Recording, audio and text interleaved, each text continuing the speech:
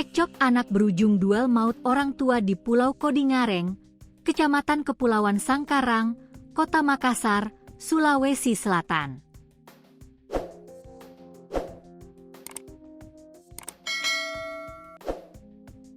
Peristiwa tragis di pulau berpenghuni sekitar 4.000 jiwa mayoritas nelayan itu terjadi pada Senin, 20 April 2026, malam. Dalam rekaman video yang beredar, korban berinisial MA, 37, tergeletak di bahu jalan setapak dengan kondisi berlumuran darah. Beberapa perempuan dalam video itu tampak histeris menyaksikan kondisi korban. Korban MA mengalami luka parah di bagian perut diduga akibat tusukan benda tajam. Personel Polres Pelabuhan Makassar yang mendapat laporan kejadian itu pun bergegas ke lokasi.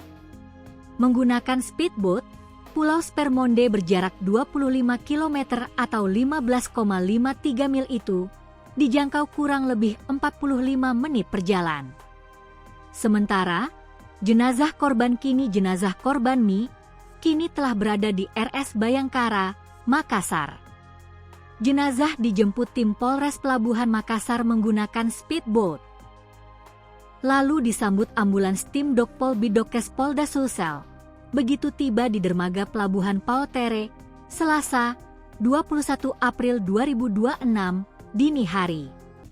Kanit Pidum Polres Pelabuhan Makassar, Ibda Dewa Yuda, mengatakan kejadian bermula saat anak korban dan pelaku terlibat perselisihan dengan anak pelaku.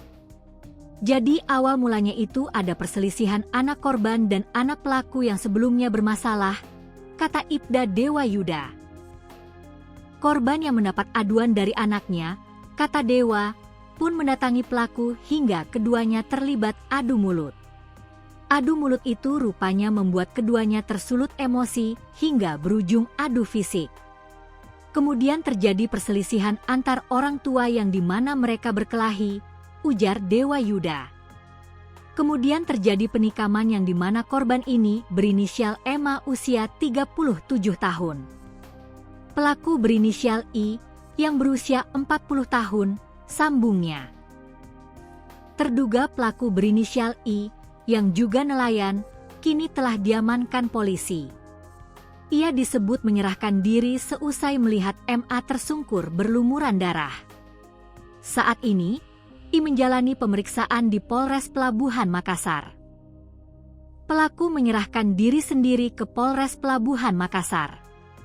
Barang bukti saat ini sudah diamankan di Polres Pelabuhan, jelas Dewa. Dalam kasus itu, kata Dewa, Mi dijerat pasal penganiayaan mengakibatkan korban meninggal dunia. Ancaman pasalnya diterapkan 466 ayat 3 tentang penganiayaan menyebabkan meninggal dunia. Dengan ancaman kurungan minimal 7 tahun penjara, sebutnya. Adapun korban dinyatakan meninggal dunia, diduga akibat pendarahan hebat di perut. Luka korban di bagian perutnya. Ada organ tubuhnya keluar, tuturnya.